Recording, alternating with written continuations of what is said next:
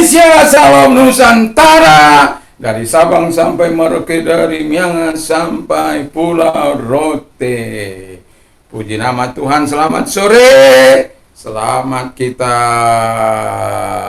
beristirahat. Dan sore hari ini atau malam ini bila kita mau tidur, jangan lupa berdoa, membaca firman Allah dan mendengarkan firman Allah. Doa dan harapan saya, biarlah senantiasa kita mendapat kekuatan iman dari Injil yang kita miliki, sehingga kita dengan setia membaca firman Allah di dalam kehidupan ini, sehingga kekuatan firman itu akan mengubah kata-kata kita menjadi kata-kata yang membangun, kata-kata yang memberkati, kata-kata yang menyatakan kemuliaan Allah.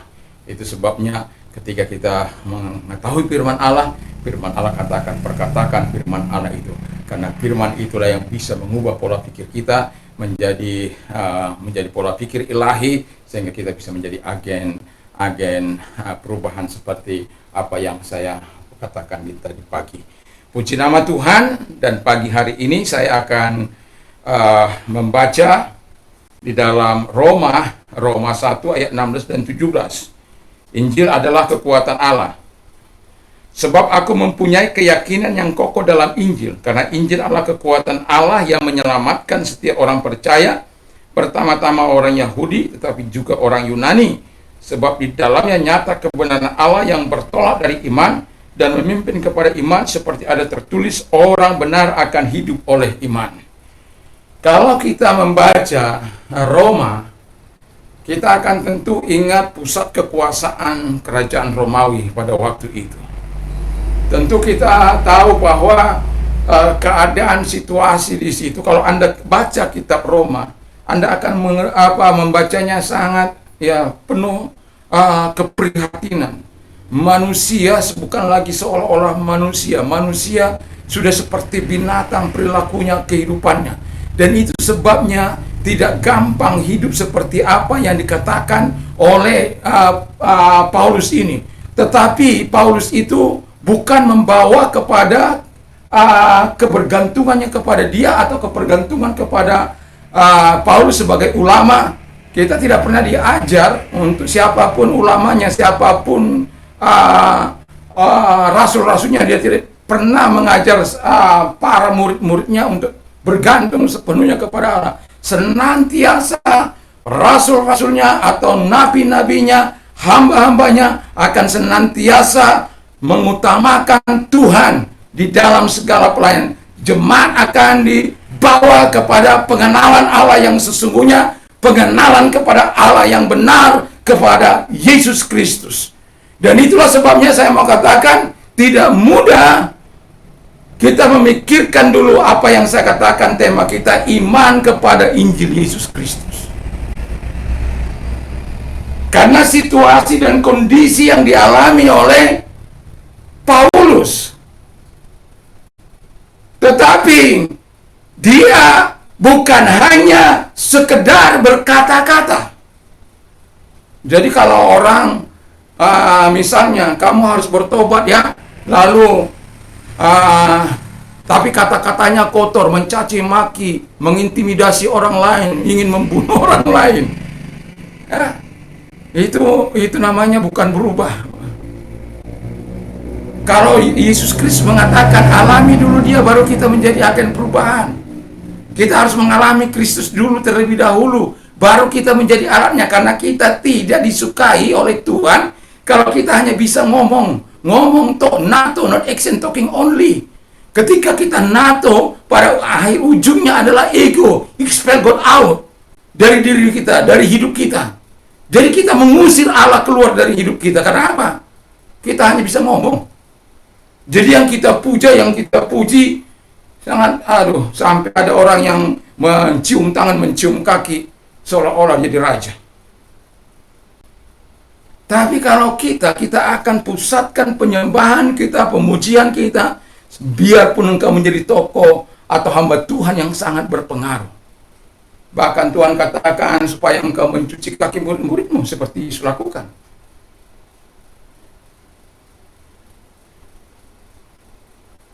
Yesus yang layak kita sembah. Yesus yang layak kita puji. Yesus yang layak kita agungkan. Itu sebabnya iman kepada Injil Yesus Kristus pada waktu itu bukanlah iman yang sangat mudah. Ada pertarungan antara kepercayaan kepada Injil pada waktu itu.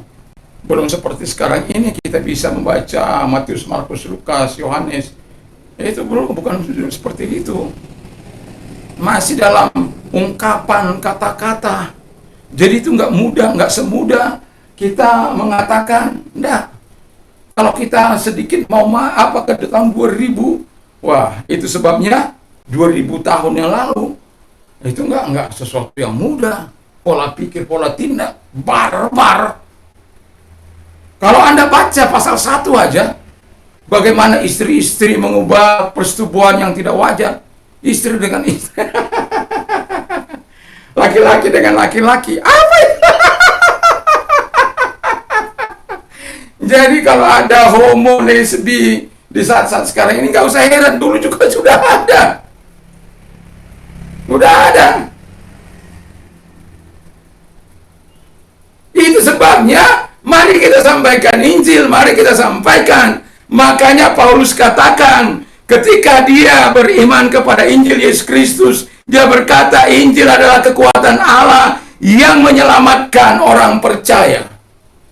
Jadi Injil yang pertama itu adalah kekuatan Allah yang menyelamatkan. Menyelamatkan dari mana? Dari dosa-dosa. Menyelamatkan manusia dari kebiadaban mereka. Menyelamatkan manusia yang tersesat. Menyelamatkan manusia karena memang Yesus itu adalah Mesias.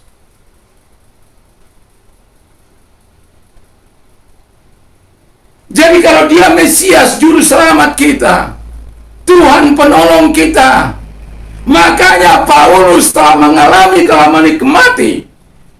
Setiap kali saya berdoa, saya selalu ingat akan kisah dari si Saulus yang mau menganiaya umat Tuhan, yang mau menghancurkan umat Tuhan atau yang disebut sekte Tuhan pada waktu itu. Dia punya otoritas surat mandat, kalau membunuh tidak akan dihukum. Kalau sekarang ini banyak ada yang baru keluar dari penjara, mengancam-ancam orang.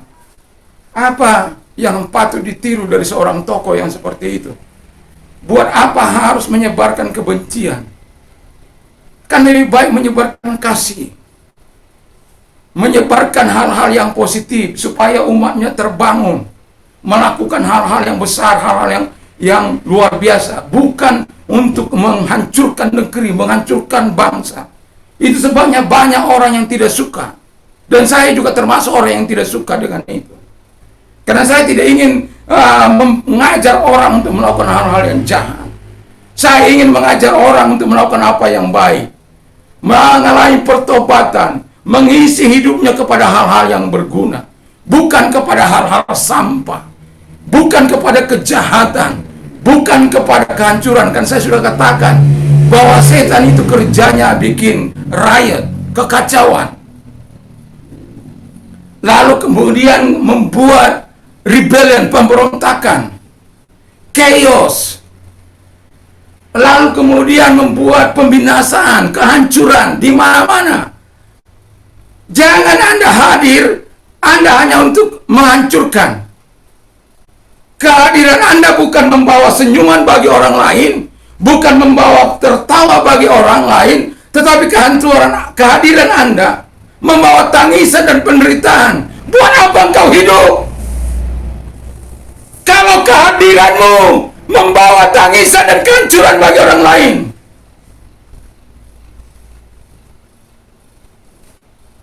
Justru kita sebagai orang-orang yang tahu kenapa.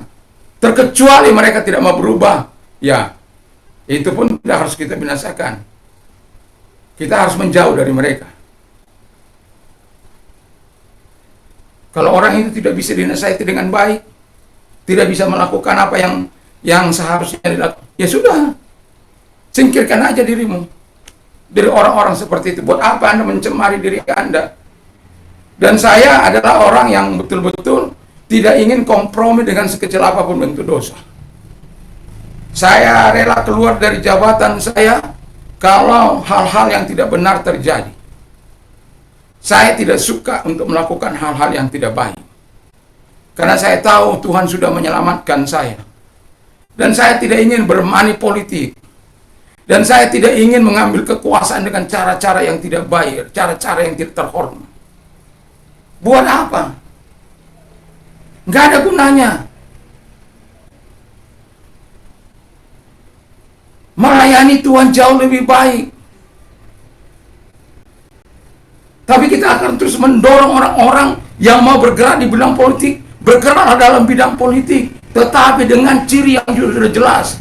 Ada kejujuran di sana, ada integritas di sana, ada service di situ, ada kerendahan hati di situ. Supaya kita menjadi politisi-politisi yang betul-betul menggerakkan hati, menggerakkan dan membangun bangsa ini. Bukan merongrong bangsa ini, bukan tolok. Bukan. Karena dulu saya pernah terlibat dalam politik. Saya pernah menjadi ketua PDKB di Lombok ini. Walaupun partai saya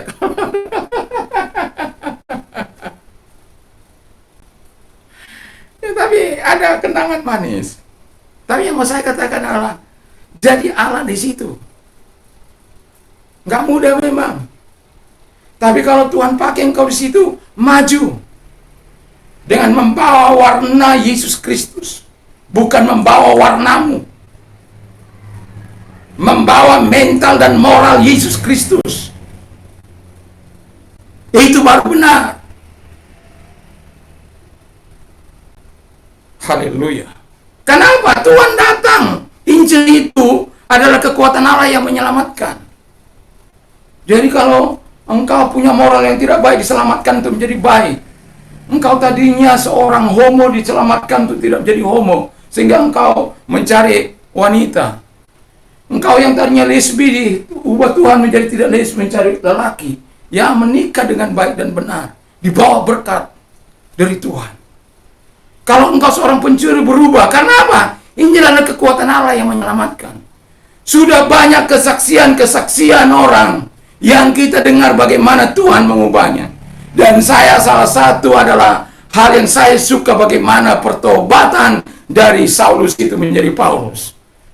Yang begitu kejamnya, yang begitu sadisnya, yang mendapat mandat begitu luar biasa membunuh tanpa harus dihukum. Haleluya. Anda bisa bayangkan kalau orang membunuh tanpa dihukum, waduh, itu yang memukul orang aja dihukum gak bertobat, apalagi dia membunuh orang lalu tidak dihukum. Wah, bisa jadi hantunya dia, hantu kematian mungkin. Kita nggak perlu takut lah ya. Lalu yang kedua adalah Injil adalah kebenaran Allah. Jadi iman kepada Kristus harus mempercayai juga Injil adalah kebenaran Allah. Artinya bahwa ketika kelaliman, kekerasan, kejahatan menghancurkan kebenaran, kita punya pegangan yang jelas. Tadi saya sudah katakan tadi bahwa Injil adalah kekuatan Allah yang menyelamatkan. Dan kemudian yang kedua adalah Injil adalah kebenaran Allah yang bertolak dari iman kepada iman. Jadi imanlah yang akan mengalahkan segala penindasan. Imanlah yang membuat kita bisa bersuka cita. Imanlah, iman yang bagaimana? Iman yang dilahirkan dari kebenaran karena mengenal Allah yang hidup. Haleluya. Itu sebabnya kita tidak perlu takut menghadapi situasi dan kondisi apapun, ancaman sebesar apapun. Tidak perlu takut. Dan saya sudah menikmatinya. Kenapa? Saya bukan seorang perampok. Saya bukan seorang pembunuh. Saya mengajar orang untuk hidup dalam kebenaran. Tetapi kalau ada orang yang mengatasnamakan agama, lalu melakukan hal-hal yang tidak pantas, maka saya tidak perlu bergeming. Sekalipun dengan ancaman nyawa sekalipun. Bukan saya berarti saya hebat, bukan. Sampai seorang pejabat berkata kepada saya, "Kamu arogan sekali." Saya katakan, demi nama Yesus, demi iman saya kepada Tuhan, saya tidak takut menghadapi siapapun. Kalau itu yang saya harus bayar, saya siap membayarnya. Karena Yesus sudah mati dengan saya. Saya akan selalu teringat akan Polikarpus itu. Selalu terngiang-ngiang di ingatan saya bagaimana Polikarpus yang diberikan kesempatan untuk bertobat menolak Yesus.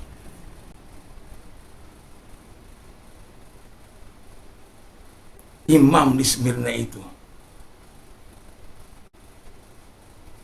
86 tahun saya dipelihara, dilindungi Tuhan, dijagai oleh Tuhan,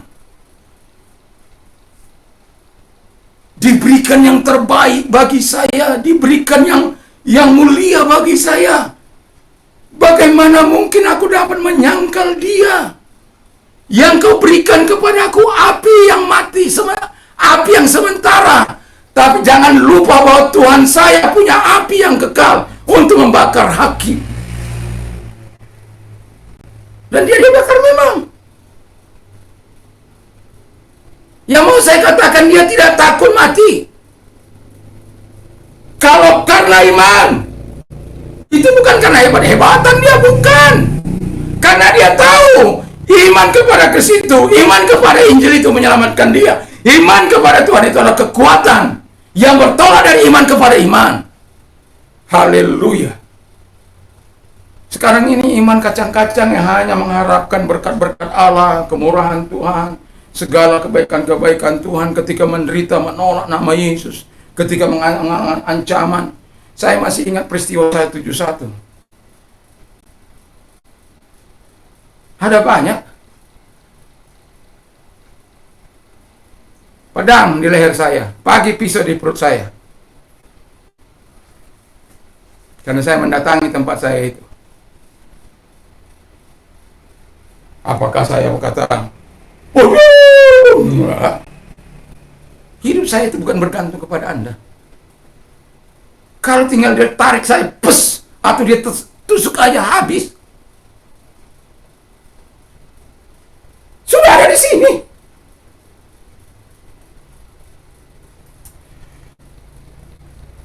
Tapi Anda tahu, ketika orang itu datang minta tolong kepada saya, yang bawa pisau di perut saya masih berkati dia. Nangis. Tapi sekarang saya tidak tahu di mana dia berada. Saya dengar terakhir dia di Lembar sana. Tapi dia menangis sejadi-jadinya. Tidak perlu mengalahkan kejahatan dengan kejahatan. Balas kata firman Allah. Kalahkan kejahatan dengan kebaikan. Kenapa? Kita punya Injil yang adalah kebenaran Allah yang bertolak dari iman kepada iman. Jadi kalau dia bertolak dari iman kepada iman, ya tinggal saja di situ. Kalau karena imanmu engkau mengalami penderitaan, kita sudah tahu kok gereja mula-mula bagaimana. Ya jangan dicari-carilah. Ya. Tapi kalau memang itu terjadi seperti kasus 171, dan saya tidak akan pernah lupakan karena saya keluar baju di badan. Anak saya yang paling besar itu minta pindah ke surga. Sampai saya bilang, kalau engkau aja bilang sama Tuhan Yesus. Bagaimana bilangnya Pak? Berdoa.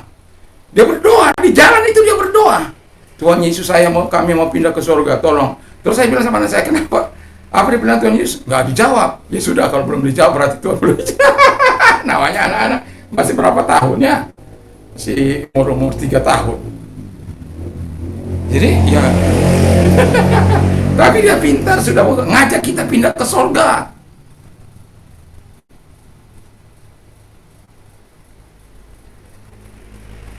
Jadi biar kita betul-betul hidup karena Injil itu. Imanilah. Iman kita itu iman Injil kepada Yesus Kristus. Karena Injil itu, kebenaran itu adalah Tuhan. Firman Allah itu adalah Tuhan itu sendiri. Yesus itu sendiri. Jadi kalau kita beriman kepada Injil Yesus Kristus, berarti kita sedang beriman kepada Yesus Kristus. Haleluya. Jadi jangan kerdilkan kehidupanmu. Percayai dia. Lalu kemudian,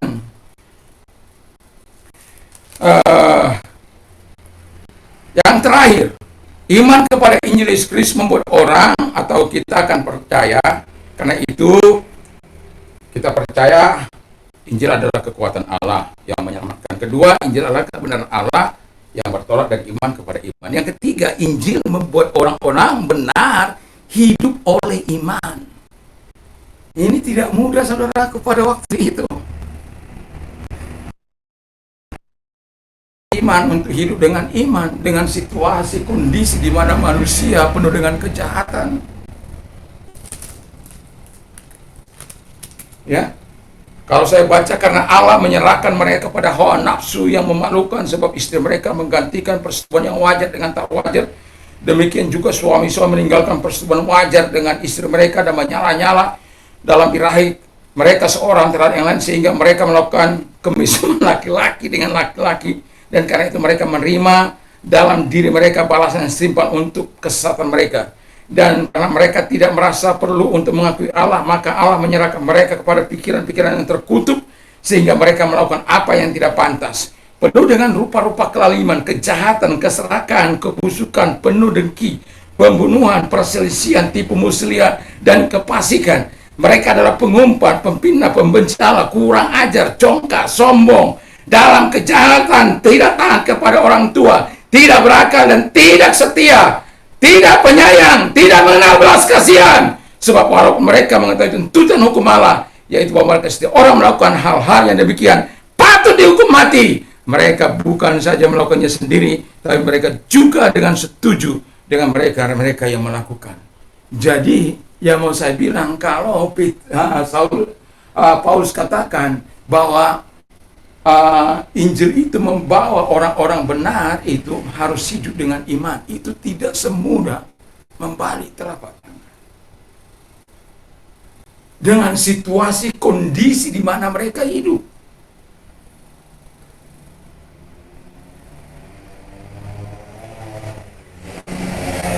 Membunuh, melakukan kekerasan, mencuri, merampok. Nggak bisa dibayangkan. Tapi Injil tetap mengatakan orang benar harus hidup dengan iman. Karena kalau tidak, Anda tidak akan bisa mengalahkan itu. Anda tidak akan bisa menjadi agen perubahan.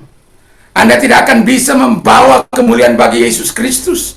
Anda tidak akan bisa mengubah situasi dan kondisi yang seperti itu. Perlu ada perubahan. Perlu ada transformasi, perlu ada terobosan. Sekalipun Nuh 120 tahun menginjil tidak ada hasil, hasilnya hanya 6 orang, tapi mereka hidup dengan iman mereka. Dan Allah tidak bisa memaksakan mereka yang lain. Allah menutup pintu rahmat bagi orang yang lain yang tidak mau diinjil oleh Nuh. Tangisan yang sangat dalam. Dia orang benar hidup dengan iman mereka. Mereka dengan taat, dengan setia kepada Allah. Mereka melakukannya 120 tahun. Mau membawa kayu ke atas bukit yang tinggi untuk membangun Batra Allah di sana. Dan orang-orang katakan, kamu goblok, kamu nggak punya akal, kamu nggak waras. Orang kalau apa itu bikin apa di tepi pantai, kok kamu itu benar, kamu ini pasang otakmu itu, pasang ini loh. Anda sudah pernah bilang pasang ini, saya sudah pernah pasang ini. Pasang ini.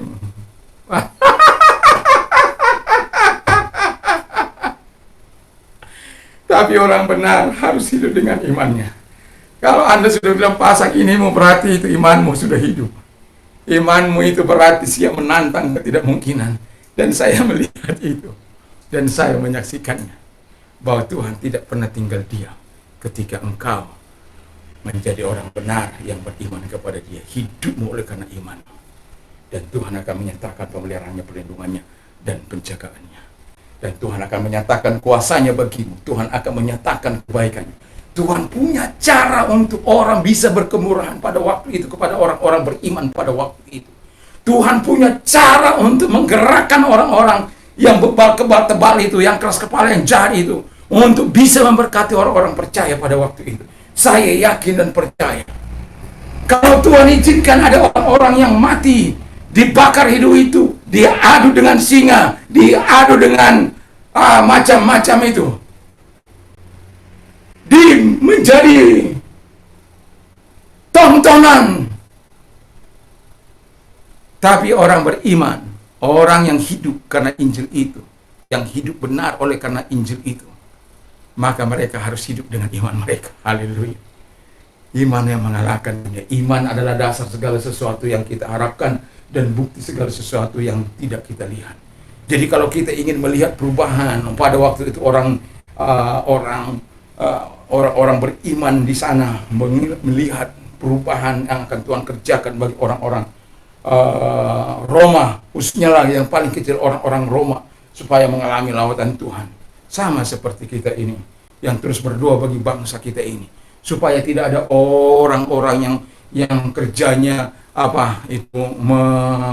membuat kerusuhan, yang kerjanya hanya pekerjaan-pekerjaan sampah, yang hanya mengadu domba, yang hanya demi kepentingan mereka, tapi tidak membawa manfaat apa-apa bagi bangsa ini, terkecuali kritik dan yang lain sebagainya. Tidak membawa apa-apa, tidak membawa perubahan, malah membawa kehancuran. Karena kadang-kala kalau mereka demo, kadang-kala menghancurkan yang lain-lain. Nah, untung aja sekarang ini pemerintah kita tegas, kita bersyukur untuk itu. Jadi tidak perlu takut.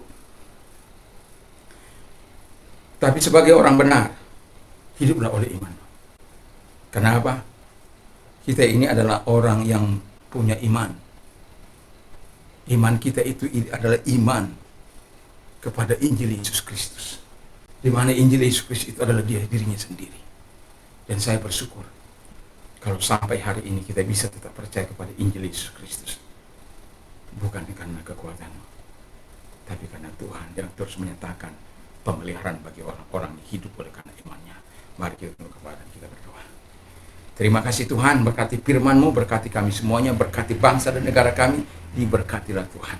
Dan orang-orang yang sakit disembuhkan dalam nama Tuhan Yesus, karena iman mereka disembuhkan oleh Tuhan. Dalam nama Yesus, karena iman mereka, ekonomi mereka diperbaiki oleh Tuhan. Karena iman mereka yang hidup di dalam kejahatan, mereka mengalami terobosan iman dalam Tuhan, karena Tuhan sendiri hadir dalam hidup mereka. Mereka menjadi alat.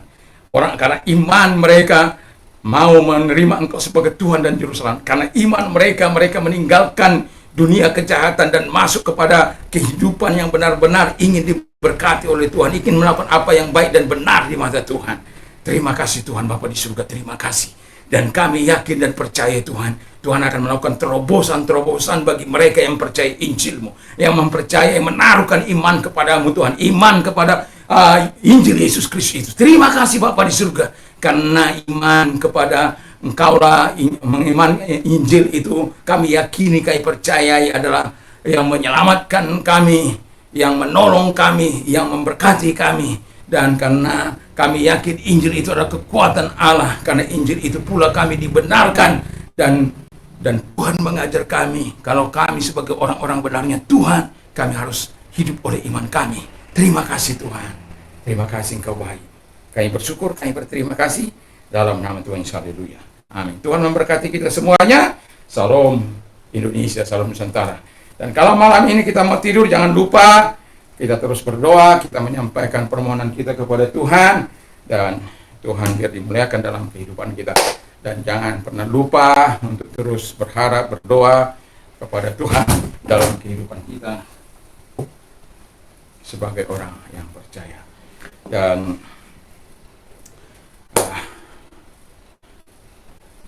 damai sejahtera Allah yang melampaui segala akal akan memelihara hati dan pikiran dalam Kristus Yesus. Allahku akan mencukupi segala kebutuhan menurut kekayaan dan kemuliaan dalam Kristus Yesus. Iman timbul dari pendengaran firman Kristus. Berbahagialah orang yang mendengar, menyimpan dan melakukan firman dalam hidupnya. Apa saja yang orang lain ingin lakukan kepadamu, lakukan jugalah demikian kepada mereka. Apa saja yang kau minta dan doakan, percayalah bahwa kau sudah menerimanya. Haleluya. Menangislah dengan orang yang menangis, tertawalah dengan orang yang tertawa. Tuhan Yesus memberkati kita, dan saya tetap berkata kepada kita, Sehingga kita semua bisa berkata, segala perkara dapat kutanggung dalam Dia yang memberikan kekuatan kepada kita. Kalau malam ini Anda tidak bisa tidur, datang kepada Tuhan, serahkan hidupmu kepada Tuhan, karena tidur itu karunia dari Tuhan, pemberian dari Tuhan, yang apabila Anda tidak bisa bersujud di hadapan Tuhan, kau akan menaiknya kebaikan Tuhan datang kepadamu. Puji nama Tuhan. Bagi ada pengedar narkoba dan pengguna narkoba, bertobatlah dan datanglah kepada Yesus, sangat mengasihi engkau. Tuhan dapat memakai hidupmu sebagai alat di tangannya, dan Tuhan mampu memberkati hidupmu. Salam Indonesia, salam Nusantara. Katakan tidak terhadap narkoba, ya terhadap firman Allah. Terima kasih, Tuhan Yesus memberkati. Salam bagi kita semua. Haleluya, haleluya. Amin.